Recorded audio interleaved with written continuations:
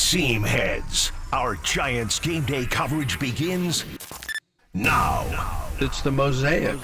So before gloves start popping, diving, he makes the catch, and bats start cracking, it is gone! We bring you the voice of Bay Area baseball for the past 29 years. As I always say, baseball reflects what life is all about.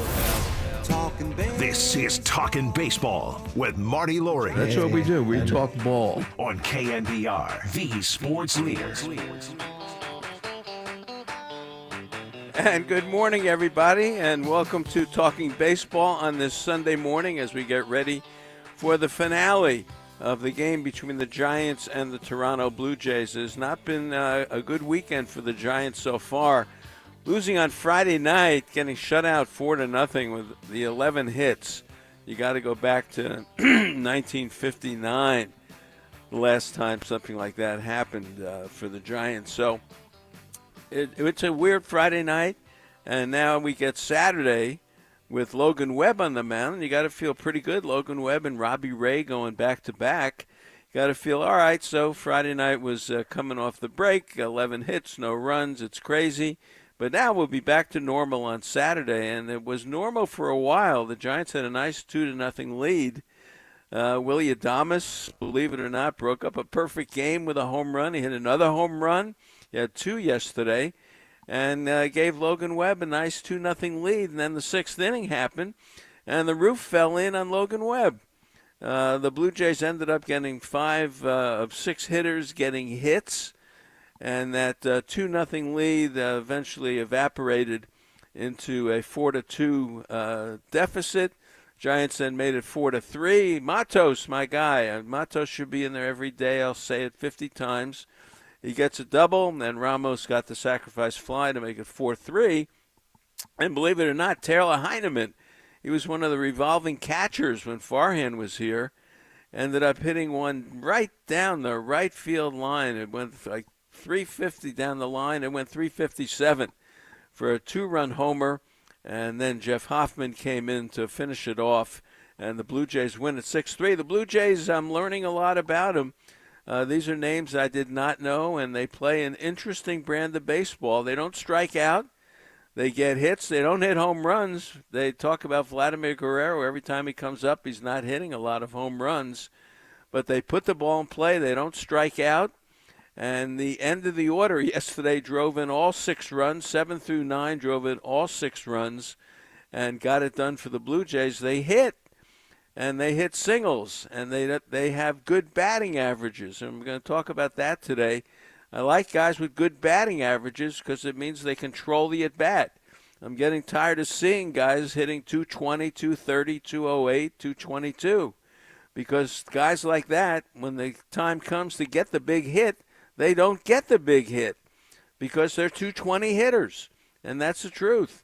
So I like guys that can get that batting average up, and I know it's tough to hit in the major leagues today with the way pitchers are, but you got to be a better hitter, and the Blue Jays are better hitters.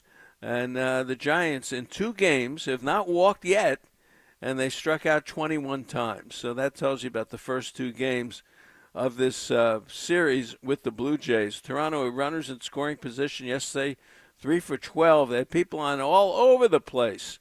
And Logan Webb shut it down. He did a good job shutting it down early, got the double play ball and stuff like that. But it just wasn't meant to be. He wasn't as crisp as he was in the past, as I've seen him in the past. Maybe it's coming off the All-Star game. It's as Wotes tells us, and we'll talk about it again this morning, it's a whirlwind for 3 or 4 days. And for a pitcher, it's exhausting. It's exhausting. And he sort of ran out of gas in that 6th inning. Didn't quite have the sharpness, and that's when the Blue Jays kind of took him apart. So we'll see how Robbie Ray does today. He was also there. He didn't pitch in the game, and he is familiar with this ballpark. He did win the Cy Young with Toronto in 2021, but that was a year that Toronto played all over the place. They played in Buffalo, they played in Dunedin in Florida, and they also played at the Rogers Center. So he had a handful of starts at the Rogers Center. He won the Cy Young Award, and it was a big place for Robbie Ray, so he comes back today to go for the San Francisco Giants. So the Giants lose it yesterday 6-3. The Dodgers lose to the Brewers 8-7 in a crazy game last night. Dodgers are struggling. I will tell you the Dodgers are struggling. Betts was on the bench last night. Freddie Freeman is leading the team in strikeouts. Ohtani still is terrific at another home run, and they closed it. But the Brewers, another team that surprises you, and that's what the Brewers, they hit the ball, and they've got an outstanding bullpen. And they used it last night to shut the Dodgers down, and they win it 8-7. And Toronto has that outstanding bullpen. And they go to Chad Green, who used to be a closer. Then they go to, is it Little in the 8th inning, the lefty, who Giants could not touch him. And then Jeff Hoffman, who I'm sure the Phillies would love to have back right now, comes in and shuts the door. So Toronto is a team you have to deal with, and the Giants are going to have to deal with them today. It is Robbie Ray on the hill, 9-3 with a .265 earned run average, 1.08 whip. He's been terrific. Lefties 185 against him, righties 202. Righties have 11 of the home runs. But the thing for me, those runners in scoring position, when he pitches in some traffic, and we know that's Robbie Ray, when he does that, runners in scoring position 14 for 74. Runners in scoring position 2 out. Mark Simon loves this one, 5 for 42. Bichette 0 for 5, Clement 0 for 5, Vlad 1 for 5. Kirk, the little catcher, he's 1 for 4. Springer is the guy to watch today, 6 for 17 with 2 homers, and Miles Straw is 3 for 11. The big deal, though, will be what the Giants can do with Jose Berrios. He's 5-4 with a .375 earned run average. He's a veteran. He's a pro. He was in Minnesota. He's been out there a lot. 264th Major League start. By the way, for Robbie Ray, this is his 250th Major League start. So comparable, Ray 33, Berrios 31, comparable in age and experience. 115 innings for him, 15 homers given up, 97 strikeouts. The team, this Blue Jay team, has won 21 of 25 at home. How about that? They're 34-16 at home. Lefties 249 with 5 homers, righties 226 with 10 homers. You may be able to run on him, 7 stolen bases, 3 caught stealing. Robbie Ray, you can run on him too. We'll talk about that on our Diamond Notes today. But Adames 5 for 7 with a homer off of Berrios. That's good. Chapman 3 for 18 with 2 homers. Devers 8 for 40 with a couple of homers. Kisner is 1 for 4, and Dom Smith 1 for 3. The big deal today, the lineup is out, and I'll do that quickly before we go to Mark Simon here. Guess who's leading off? Jung-Ho Lee. I've been saying this for 3 weeks. 3 weeks, ever since Arizona. I've been saying this. Put him back in the leadoff spot. Let him do his thing. Let him hit the other way. Let him lay a bunt down and let him use his speed. Let him hit ground balls to the left side. He can beat him out. He's not an RBI guy. Get him on base. He can run like the wind. And he's leading off today. Ramos, then Devers, then Adames, Yastrzemski. I wish Matos was in there. Chapman, Smith is at first. Wisely gets a shot at second today. Schmidt has not been hitting. And Kisner is the catcher today. We have our contest going today. Win dinner for 2 at Original Joe's, North Beach, Westlake, or West Portal. And then we have a second winner for dinner at Original Joe's in the Walnut Creek location, which is opening momentarily. And then Raf picks a winner out for dinner for 2 at Soto Mare with Rich and Laura Azzolino. That's a great restaurant in North Beach. That's a lot of fun, too. So that's at Baseball Marty on Twitter, and 808 KNBR if you want to call in. All right, that's enough for me. We'll take a break. Mark Simon, Sports Info Solutions, coming up next on this Sunday morning. It is a Roku morning, so get ready. The game is on Roku today, as we'll have more coming up on the Sports Leader. Talking baseball with Marty Lurie on KNBR 104.5 and 680, the Sports Leader. Fans, I heard from Gene Bagato up in Bodega Bay, and he said that while it's been on the cooler side weather-wise, it's still been quite comfortable up on the Sonoma coast. At the Tides Wharf, patrons can enjoy the best seafood available, from creamy New England clam chowder and seafood pasta dishes to fried calamari and grilled fish. Boy, I'm hungry already. If the beach is your destination, the fish market offers whatever one needs for a picnic at the beach, while across the Great Hall in the gift shop, shoppers can not only find great souvenirs to take home, but also top-quality beachwear for the entire family. And if you're looking to spend a night or two, across Highway 1 is the fabulous Inn at the Tides, with its spacious, comfortable rooms, all with bay views and a heated pool and a hot tub spa. My goodness. So if you're looking for a great escape not far from the Bay Area, think no further than the Tides Wharf and the Inn at the Tides in scenic Bodega Bay.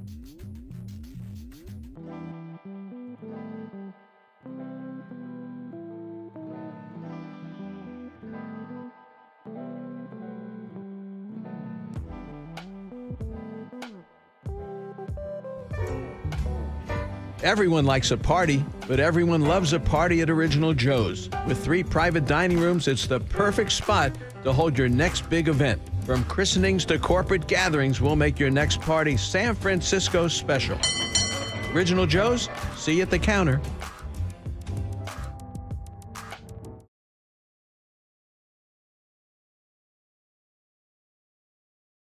Mark Simon.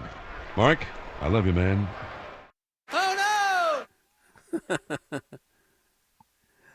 All right, great having Mark Simon with us as we get ready for baseball this morning. Just talking to Raph a little bit. Raph's going to be 50 this year.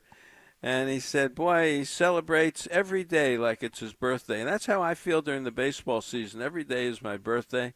Bonnie will be 50 this year, too. So it's an exciting time. Mark Simon, with that aside, how are you today? I'm good. I'm 50. Welcome to the club, Raph. Not good. necessarily as great as you might think it is, but yes, 50 it is. Are you a 1975 guy? I am a 1975 baby. Best baseball card set, by the way, that there is. 1975 Topps. All right, I like it. My collection got started. My father's collection got started with 1975 Topps set, and I think we bought it because that's the year I was born. All right, I like it. See, everything's connected in baseball. Isn't it funny? Well, the Giants have run into the Blue Jays. It's like Butch Cassidy and the Sundance Kid. Who are these guys? How did this happen? And they just, the Blue Jays, they just hit the ball. They're singles and up and down the order, guys I've never heard of before. Yeah, I think these are pretty different teams. So if you take like the advanced statistics and you say like essentially how much did each player contribute on the team, you have that wins above replacement stat. that tells you how valuable each player is. And the Blue Jays, I think it's the Blue Jays and the Red Sox are the team that have the most position players that are worth, in this case, we called it like it's one win above replacement, essentially like a useful player. And the Blue Jays have 10 position players that fit that bill. I think it's 6 pitchers that fit that bill, and that's a lot. Like that, what that is that's depth. Essentially saying that's depth. They have a lot on their team. They can catch it too. Generally, a very good defensive team, as evidenced by the turning a couple of double plays early the other night. Ernie Clement is very good. Dalton Varsho, who's hurt, is very good. Miles Straw is very good. Jimenez is very good. Even Vlad Jr.'s had a really good year defensively. They're a deep team. It doesn't surprise me that they're at the top of the standings. And boy, I didn't see it yesterday, but the other night, Jeff Hoffman comes in and it's like, boom, he just like crushed them. And boy, don't you pitching. wish? Don't you think the Phillies wish they had Jeff Hoffman?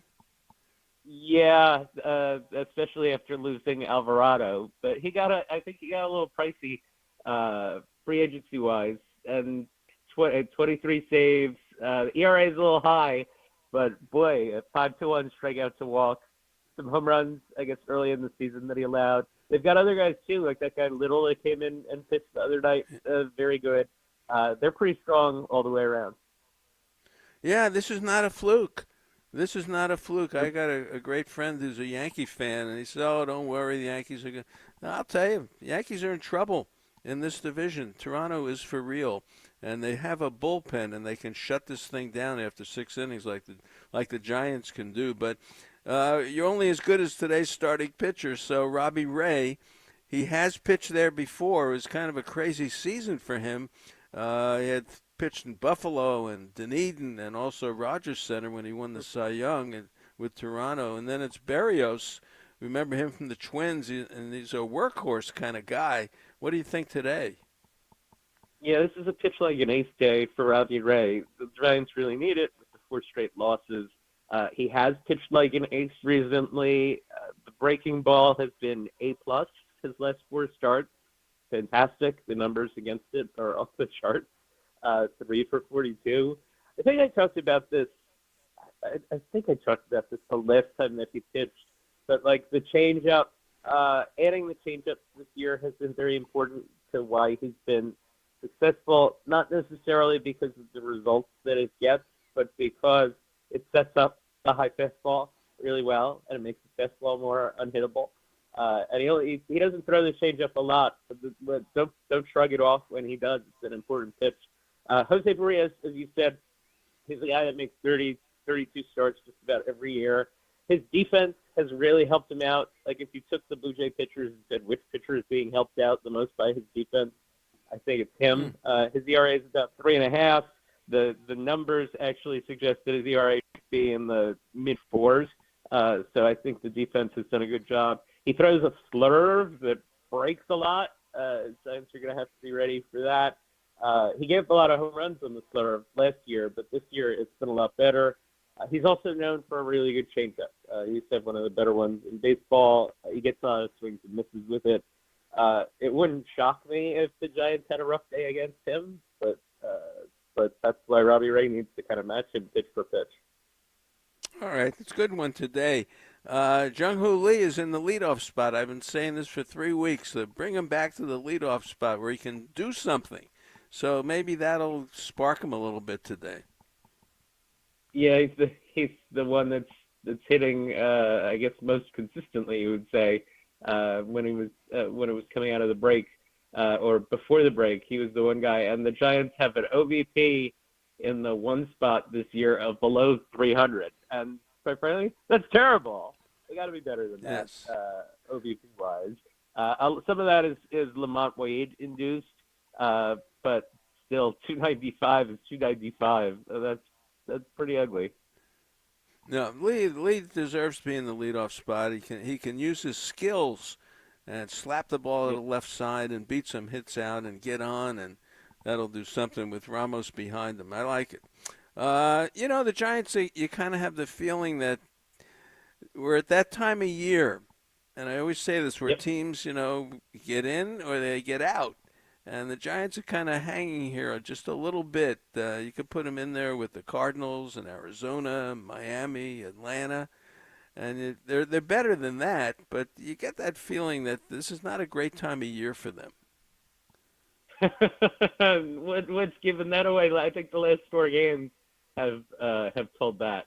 I wrote in my notes to you, hanging by a thread a little bit, because if they don't get the wins from Logan Webb and Robbie Ray, who are they getting the wins from? I think we talked about this last week or 2 weeks ago. Like, who's the game 3 guys right now is Landon Roof, but the game 4 guy is who the heck knows? Because Verlander hasn't shown anything that he's going to turn it around. I'll say this, like, you just said it, that, like, this is where you figure out who you are. That's a Buck Showalter thing that he always used to say on Baseball Tonight. Like, you really have to know who you are.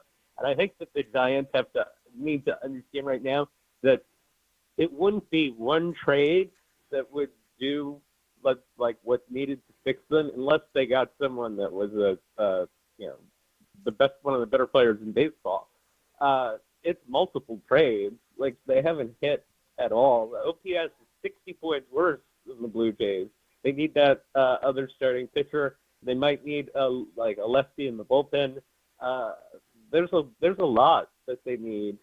They could still, like, they're only a game and a half out of the postseason. But if you told me, Yep. like, especially after watching the Reds the last 2 days, if you told me which one of these teams, Giants or Reds, was more likely to make the playoffs, I would put the Reds a decent amount ahead of the Giants. Yeah, they hit the ball. The Reds hit the ball and they have some speed and they make it happen. So we'll see. But it's that time of year where you watch these 2 weeks to see what can happen. And the Cardinals are one that they're on my radar. The Braves coming up. The Giants get Bryce Elder, who gave him all sorts of fits in San Francisco. Then they get a guy named Daniels, and then Strider on Wednesday. So Webb pitches Wednesday, and you got Rupert Birdsong preceding him. What do you see in this series? So this is really interesting because the Braves are kind of a mess. And it's funny because they're 11 under 500, and yet they have a positive run differential. They've scored more runs than their opponents have. They have a really good few defenders between Matt Olson and Nick Allen at shortstop, and Riley at third, and Albies at second, Sean Murphy behind the plate, Michael Harris at center field, and Acuna is making 300-foot throws like he did 2 nights ago. That one was absurd. But they lost their 2 best starting pitchers, Sale and Schwellenbach, and Strider is not necessarily what he was before he came back from Tommy John, and they lose a ton of one-run games. The closer, Raisel Iglesias, I remember last year, I think I said it to you last year, I don't know how people hit him. This year, everybody's hit him. He's got a 5 ERA. He's gotten pounded. It's been a really weird season. Like, they should be, at the very least, like a 500 team or better. They're 11 under. They're 9.5 outs. They still have the pieces to. It wouldn't shock me if they swept the Giants. Acuna's been the best player in baseball since he came back, and nobody else on the team has been any good, other than Matt Olson a little bit. They're a really strange team. Maybe the Giants will find their way. As I said, though, it wouldn't shock me if they got swept. Well, Albies got hot too, and he may get traded. He's had 3 homers in the last few games, so that's another guy. Yep. Michael Harris never draws a walk. He actually got a couple of walks. But you're right. You look at now. Austin Riley's out. I don't know if he's coming back this week or not. But you look at the team. You're right. It's the Braves. But when it comes to closing, it's Pierce Johnson and his curveball. And the Giants took care of him in San Francisco. So this is made for the Giants. They're catching the Braves at the right time, but it is in Atlanta, so we'll see what happens there. They do go to Citi Field in a couple of weeks to take on your Mets. Yes. And you are a connoisseur of food at Citi Field. Is there anything going on you want to share with us? So this was interesting. I went last night to David Wright Day at Citi Field. He had his uniform number retired. They honored him, put him in the Met Hall of Fame. he's their Buster Posey kind of guy. Afterwards, my sister took me to it was like maybe a 10-15 minute walk away in Flushing Meadow Park, where they had the World's Fair right across from City Field.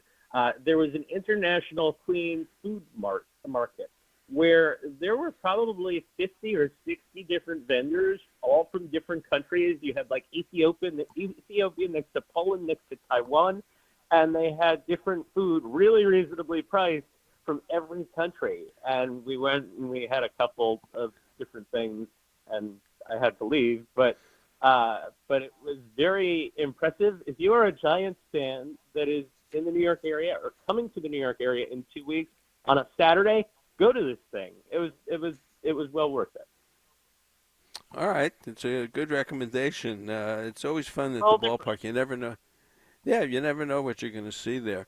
Well, we'll see what happens here in this one today. Robbie Ray and Berrios, but I'm impressed with the Blue Jays. I really am, and I'll tell you, Vladdy is not hitting the ball.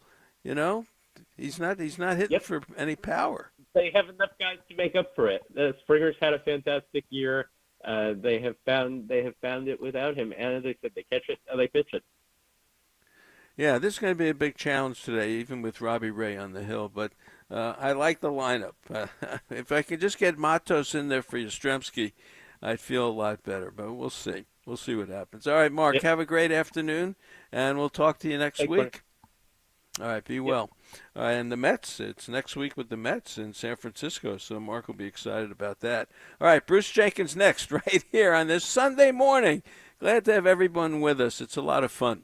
All right, baseball coming up right here on The Leader. Talking baseball with Marty Lurie on KNBR 104.5 and 680, the Sports Leader. Fans, it's great to have you back with us as we get ready for Giants baseball. We're joined by Grant Power, the president and CEO of Nations. Grant, a quick question for you. What do you like for breakfast when you go to Nations? My choice, I go with the two-egger, and I either go super crispy bacon or I go wild salmon. I substitute that in. I love both of those meat choices. I'm pretty much 50-50 on both of those. And then I go over medium on my eggs, and I ask for chopped onions on top of those. And then again, 50-50, I go either French toast substitute or I go hash browns and toast. And if I go hash browns and toast, I almost always pick English muffin as my bread. Definitely do coffee, definitely do orange juice, and I'm always filled up. I usually don't need anything until a late lunch, and there are lots of wonderful breakfasts, but that's my top choice. Well, I love it. All right, Grant, you're making me hungry. Thanks for being on. We'll talk to you again. Always a privilege. You take care, Marty. That's Grant Power, President, CEO of Nations.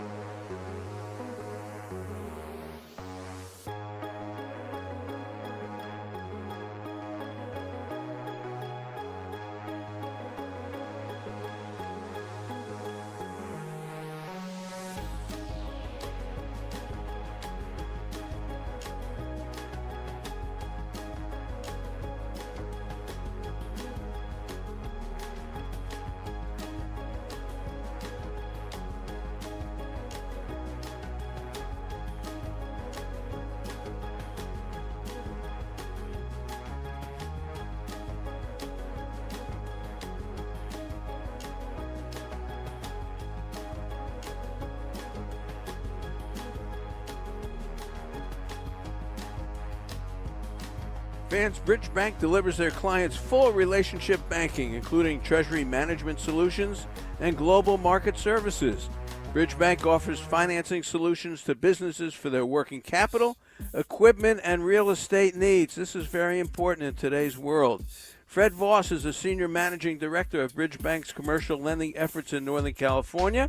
He has commercial banking teams in San Jose with Jesse Garcia, San Francisco, Oakland, Cheadle, Cordova, and in Pleasanton. Bridge Bank, it's like banking at home. I can't say enough about it.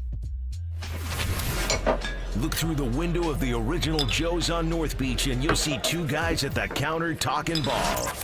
Time for you to listen in to their conversation. Marty Lurie and the SF Chronicles' Bruce Jenkins are looking through the window of baseball. Sponsored by Original Joe's of North Beach and Westlake on KNBR 104.5 and 680, the sports leader. All right, great to have you back with us as we get ready for Giants baseball today on Roku today. Bruce, do you have Roku ready? Oh, I got my Roku hat on, man. You kidding? My Roku T-shirt and my Roku undies. Yeah, it's Roku Day. All right. Who are these guys, the Blue Jays? Where did this come from, man? They're good. Yeah, they're very good. They got a 3-game lead over the Yanks. It's a first-place team. They pitch. The Giants have seen some really good pitching. The hitting, it's not a lineup you recognize top to bottom. They still have Bichette and Vladdy in there, but they hit. They don't wait around. They jump on you early in the count. They were all over Webb last night, and Webb pitched great. He got out of a lot of jams, but he kept getting in them. I mean, they just boom, boom, boom, well hit singles, and that's a good path to winning. They've got something going up there.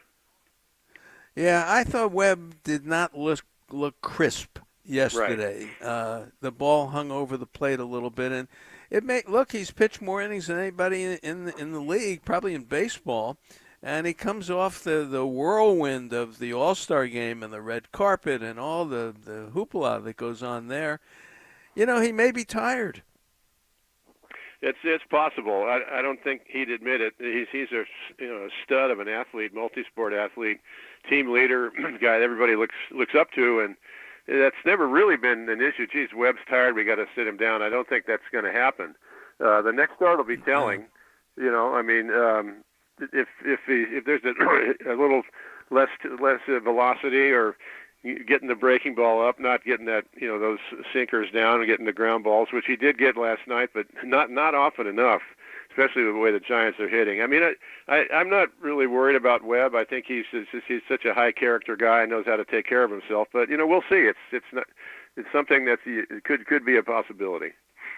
It's a long season. He's pitched a lot of innings, and the All-Star game does take something out of you. And if he did pitch and he hung around to the end, and we might as well transition to that. By the way, this is game 100 for the Giants today on the season. What did you think of the All-Star game and the way it ended and the whole thing? Oh, I thought it was great.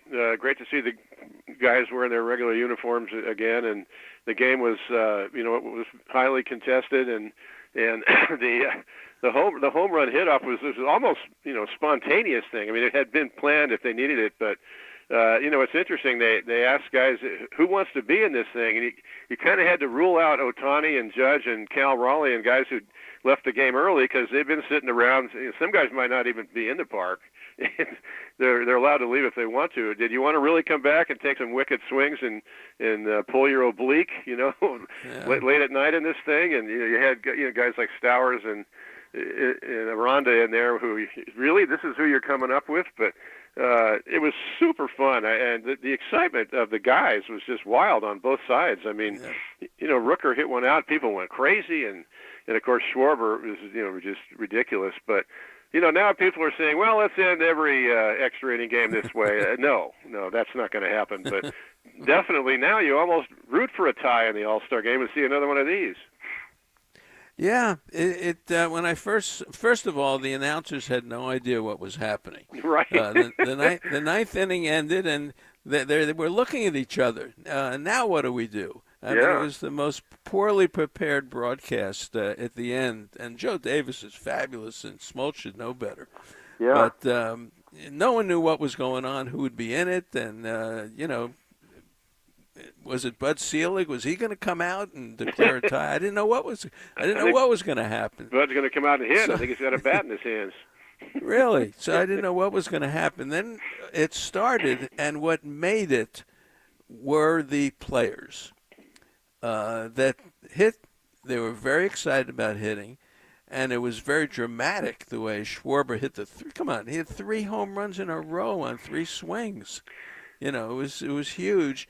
But the teammates were so excited, it looked like a college game or a WBC game or, one of those kind of things. And I think it worked. I really do. Worked. I think it worked, and it's okay.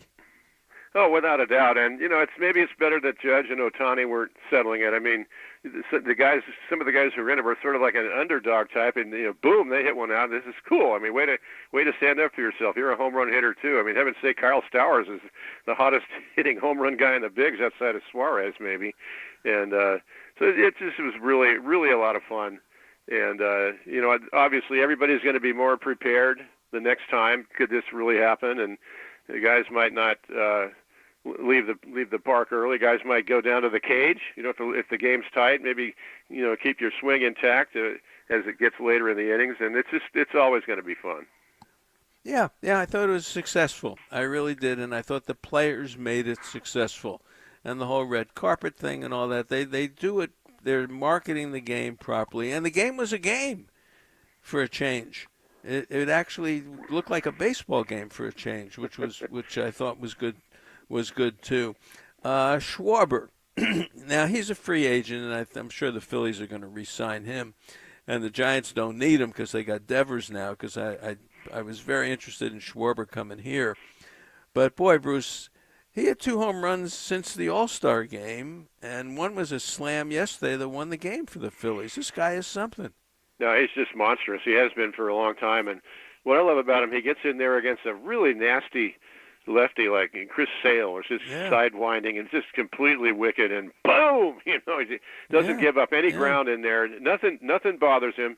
He pretty much knows he's going to hit one out. Of course, he doesn't do it every time, but that's his mindset. And I think having Bryce Harper on the team helps him out. Those guys are kindred spirits. They both went deep last night, and what a treat for the Phillies. He fits there so well, and they've been successful and may get back to the postseason. Of course, I'd love to see him here, but I'd also like to see him stay with the Phillies because it's such a good fit. Yeah, he's a pleasure to watch, and he's the nicest guy in the world. I've had him on the show, and Damon Bruce went to Indiana, and I had him say something to Damon about Indiana, and he's just a good guy. Absolutely. He plays ball with the media, and he's a good guy. Well, the Giants are going into Atlanta. Did you see the Acuna throw the other day? Geez, that was like Clemente or Dave Parker or Dwight Evans out there. Ellis Valentine. Clemente. I mean, yeah, the kid Jorge Vivas was heading into third, figuring no problem here. I don't know why the third base coach didn't tell him to slide once that throw was in flight, but everybody was stunned. What was that? I mean, it was a perfect, on the fly throw from way out in the right field corner. Acuna, I tell you, this is who the Giants get next, and they blew one to the Yanks last night pretty badly. But Acuna and Albies and Olsen, Murphy, those guys are they're going to give the Giants a good run. But Acuna, he doubles, he triples, he makes that throw, he makes that team go. He's so exciting. So that's going to be a showcase for the Giants next series. Yeah, for people who didn't see it, Acuna is in the corner in right field. It's like the Clemente throw that they show all the time when he throws to the plate from the corner.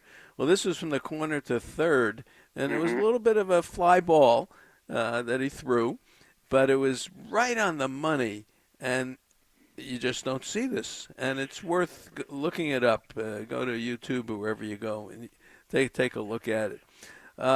Jung-Hoo Lee's in the leadoff spot today. I finally got my wish here. I've been after this for a few weeks. He can do damage in the leadoff spot. The Giants in the top of the order yesterday, Bruce, 1 for 14. Yeah. And they got to get something going in the top. You cannot put the pressure on Schmidt and Bailey and Dom Smith at the end. You've got to have the top guys hitting. You have to. Boy, no kidding. And you've been lobbying for this for at least 2 weeks. And I've been heartily agreeing with you. I mean, I think Jung Hoo-lee's got to think about one thing. I'm a scrapper. I'm a catalyst. I'm going to bunt. I'm going to slap the ball around. I'm not an RBI guy. I'm not going to put a big swing on it, maybe hit the ball out of the yard. Just get on base. Look at where the defense is playing you. He's smart enough to do it. We've seen him step up there, look at how the defense is aligned, and try to go where they ain't, as they say. He's definitely capable of doing it, and he can run. So to me, it's a no-brainer. Yeah, and he has to keep his helmet on. And now I'm thinking about this. I'm saying, why does the guy's helmet come off every time he takes a swing? Is his head, maybe his head is moving? Has anyone suggested this? His head is out of the picture when at the end of his swing, and it's too violent of a swing for me. It's a full launch angle swing, on a lot of the times, and that's not what they need from him. They need a line drive hitter up there, and as soon as his helmet stays on, things are turning. Exactly. I'm telling you, this is the key to the guy. This is like the key. In football, you look at the key, when the quarterback comes up to the line. Well, the key is this guy's helmet staying on his head. Yeah, it's not like Willie Mays running out from under his cap. No. There's nothing dramatic about it. No. Willie got a cap that was too small, and that's why he did that. He knew what to do. Willie was a showman. Mm-hmm. One other thing, I wanted to mention David Wright. The Mets did retire his number yesterday. And, of course, we didn't see him here that much. He's an East Coast guy. Did you have any feelings about David Wright as a player? I remember one night the Mets were in town, and his first time up, he yanked one into the bleachers. Impressive home run, as he will do. I mean, that guy, he could do everything. And the next time up, he very deliberately went the other way. He doubled up the alley in right center. He wasn't impressed with what had happened. He's looking at what's coming up next. It's just a two at-bat sequence, but I just thought that's what David Wright was all about. Really smart player. Hit over 300 like 3 or 4 years. Hit a lot of 300 seasons. 296 lifetime in 14 years. And had a 33 homer season, and it was very. I watched the Mets treatment of that, and it was very touching. You could see that Keith Hernandez and Ron Darling were filled with admiration, and I think. Gary Cohen pointed out that of all the people who have been honored by the Mets, the players, the executives, everybody else, this is the one guy who was always with the Mets. He was there the whole time, and Wright said that always meant a lot to me. A Cal Ripken kind of thing. I was always a Met. I was Carl Yastrzemski, and really a good one. Yeah, I'm glad you said that. And it was a good. They did it right. No, they do. Intended. They're very good. Yeah, they did. How do you like this National League West right now? The Dodgers, I watched the game last night with the Brewers. Brewers have won 9 straight. The Brewers aren't going away.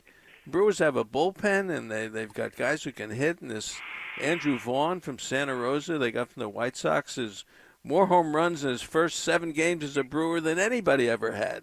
And the Dodgers get beat 8-7 last night, and the Dodgers still 6 ahead of the Giants, 4 ahead of San Diego, 4.5. Dodgers aren't putting anybody away. No, they've lost 9 out of 12, and they just aren't playing good ball. It's been going on for a while now. I think Dave Roberts has got to be a little bit worried. Meanwhile, the Brewers make it 9 straight, like you say. I mean, that team. I love Vaughn. He's a Cal guy. The White Sox gave up with him, but he's totally revitalized. With the Brewers, and William Contreras, and this guy Caleb Durbin's having a big year. Churio. Yeah. They run a guy out there, Quinn Priester, who shuts down the Dodgers last night. Brandon Woodruff is back. And then you got Mizorowski. I mean, this is a team with an awful lot going on. They're right there in the Central. And the Dodgers, that they're the Padres and the Giants and even Arizona have to be glad the Dodgers are playing so poorly. Otherwise, the thing would be over by late August. This isn't the Dodgers' year. No. I just feel it. And I don't care who they get at the trade deadline. They have to get bullpen people to help them. Yeah. But Mookie and Freeman and Ohtani and Will Smith and Teoscar, to me, it's just not enough. I know it's crazy to say that, but it just doesn't feel like their year, the way they're playing. It just doesn't seem that way. Oh, boy. Jim Bunning for the historical note, I thought about him today, and Bruce, he's an interesting man, and I bring it up because he pitched a no-hitter in the American League, pitched an amazing perfect game on Father's Day against the Mets in 1964. Then he became a U.S. Senator from Kentucky and had a distinguished career. How about Jim Bunning and his no-hitter today? Yeah, he's a real smart, thoughtful guy. I think he's from Kentucky, and was always the player rep on his team. He winds up, in the Kentucky State Senate. Then he winds up in the U.S. House of Representatives and later the U.S. Senate. I mean, this is a major politician. He's kind of a prickly guy, very, very outspoken, kind of guy we'd like to see more of today, I think. But interesting guy. I mean, he throws the no-hitter against the Red Sox.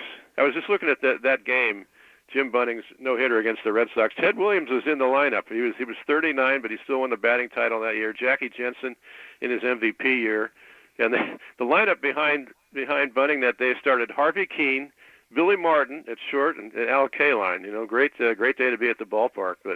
And then he pitches that perfect game against the Mets. I don't think people will remember what a monumental thing that was. It was only the fifth perfect game in history. It was the first one in the National League since 1880. I mean, for heaven's sake. Wow.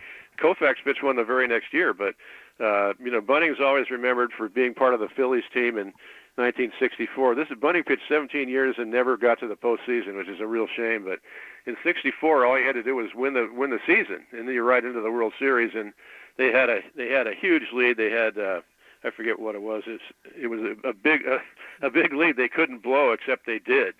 And 6.5 with 12 to go. Exactly, yeah. And Gene Mauch was criticized for running out. It seemed like he had Bunning and Chris Short, and that was it. Then back to Bunning and Chris Short. But Bunning never blamed Mauch for that. He said the players win and lose these games, and we could have done better. But Jim Bunning, my goodness, his numbers are astounding, and he's one of those guys who just looked like he could pitch forever, complete games, and definitely a good man from another time. Yeah, and a Hall of Famer. Yeah. And I did meet him at the Hall of Fame, and we've got some interview with him somewhere in the archives. So we'll pull it out one of these days. But I'm glad we can mention him today, Jim Bunning. Definitely. Right. Yeah. Well, Bruce, have a good Sunday morning. Get Roku ready, and we'll talk next week. Okay, I'll see if I can navigate my way through this maze. Okay. Take care. All right, bye, Bruce. All right, the professor next, right here in the Sports Leader. Talking baseball with Marty Lurie on KNBR 104.5 and 680, the Sports Leader. Hello again, Marty Lurie here to talk to you about my good friends at Georgie Brothers, the largest family-owned furniture store in the entire Bay Area. Right now and good through August 4th, you can save hundreds of dollars on almost anything in the Stressless line. This includes sofas, sectionals, recliners, and the original Stressless chair and ottoman. And I have them in my house. Evan's got one, Bonnie's got one, Aaron's got one. They couldn't be more comfortable. Those Stressless chairs, they're fabulous. Well, the more you spend, the more you save. I own Stressless furniture, and I can tell you, once again, it's the most comfortable place I have to sit in my home. Visit them at GeorgieBrothers.com. That's GIORGIBROS.com.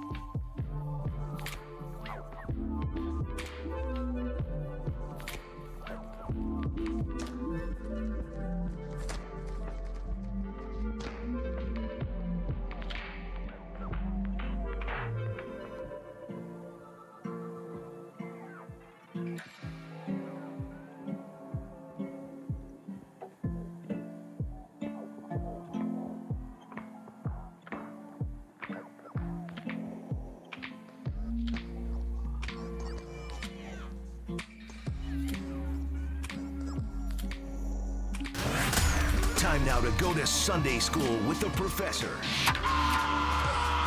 Hey, Professor, take it easy, will you? Giants coach Ron Wotus with Marty Lurie I didn't know you wanted to get involved with the discussion, Mr. Helper. on your home of Giants baseball. Good answer. I like the way you think. KNBR 104.5 and 680, the sports leader. Brought to you by River Islands, one of the country's top-selling master plan communities just across the Altamont in Lathrop. Where else can you live on a lake next door to a park or walking distance to your kid's new school? With 10 new neighborhoods, River Islands is the one place you can't afford to miss.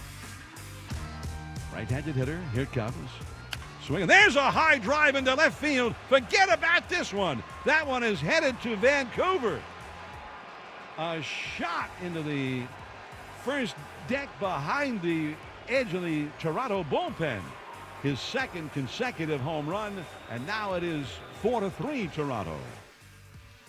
The home run of the week, sponsored by Pacific Catch, the Bay's favorite seafood destination. This brings us into the professor. Well, how are you this morning?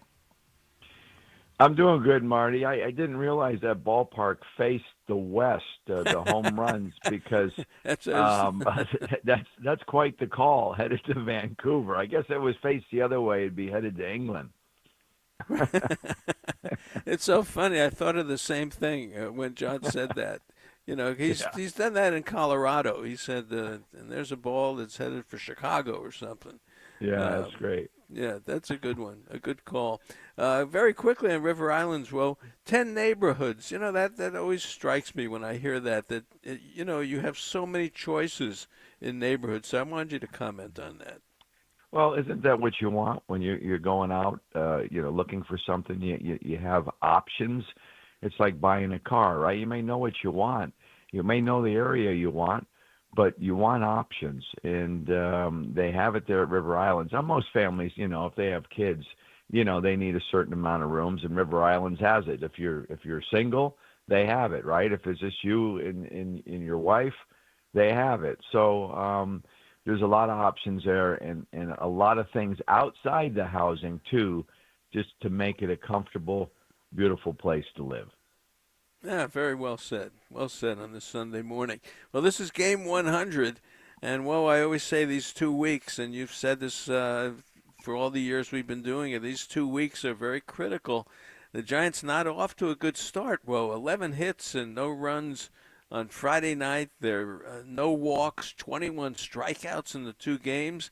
They've got to pick it up, and they did make a change today, and that's Jung-Ho Lee is leading off. How do you like that? Well, I like it. Anytime, you're not scoring runs, that's the time to put the names in the hat and shake it up and pull some people out and see what you have. But, seriously, that's when you want to make changes. Obviously, when you're going good, you're going to leave your lineup and you're going to keep the guys in the same spot. But if you're not scoring, you want to shake it up. You want to try some different things and see if you can jumpstart somebody or the lineup in general. So, look, he has the skills to be a good a leadoff hitter. He's a guy that does put the ball in play, and hopefully, he'll adjust a little bit his swing to maybe try to get hits and get on base. For the big guys, as we just heard, John Miller on the call, Willie's swinging it. That's great to see. We just need a few more people to, get the bats going. But not to get into it, but it's always been a concern for me, Marty, coming out of the All-Star break. how the team's going to play with the 4 days off, and of course traveling way up to Toronto to do it. That doesn't make it any easier. Now, that's not an excuse. I mean, some teams come out like gangbusters, right? But, the runs have been an issue, and they continue to be an issue out of the All-Star break. Well, how was your break? What'd you do? Well, it's the first year I did something totally different. I've never done it before. I stayed home. I just stayed home and relaxed. I had a lot to do around here. I was going to go up to, Donner Lake up north for a couple of days, but decided that I had too much going on, just wanted to stay in the area. And you know what? It worked out really, really good, Marty, because, you felt like you had a real 4 days off. When you pack and you travel and you unpack and you travel, it even gets shorter. So I enjoyed my time at home. Good. You spent a couple of days up at Sacramento recently. What did you see up there? How does Eldridge look? Well, I went to San Jose on Friday night after the break and was watching the boys there, and then I went to Sac yesterday for a day to get a quick peek at Eldridge and the players up there. Fitzgerald's up there as well, and all the guys. So he looked good. He took his ground balls yesterday. Me and Cabrera had him out there at first base. Cabrera does a great job with all those infielders. He brings them out, in pairs, and it takes about an hour and 15 minutes to get through everybody, but it's not just everybody at the same time, and you actually work with guys in different things, and they all have their individual work. Eldridge had a great routine yesterday. I like what I saw. He's been down in Arizona rehabbing that hamstring. He's played some games down there. He played 7 innings Friday night and 9 innings yesterday. It's the first time he's played 9 innings, and I guess it's been close to a month or more. And looked really good at the plate. Obviously, it's something that he's just very good at. He has the it factor. He sees the ball and he takes a good whack at it. And defensively, I thought he was using his feet quite well. So it's nice to see him back playing. Oh, good. Very good. Hey, did you see the Acuna throw the other Friday night from deep right field to third base? Yeah, I did. I'm a little different than everybody else that's digging this thing. I thought he was trying to bring rain with that throw. It was so high. It looked great throw, great long toss throw. It did have quite a bit of air under it, but you can't argue with the accuracy and the distance. Right on the bag. And the poor runner didn't know what hit him. I mean, he has to slide. Come on. Well, I mean, really, I hate to criticize the coach, but was anybody telling the guy to get down? I didn't see that.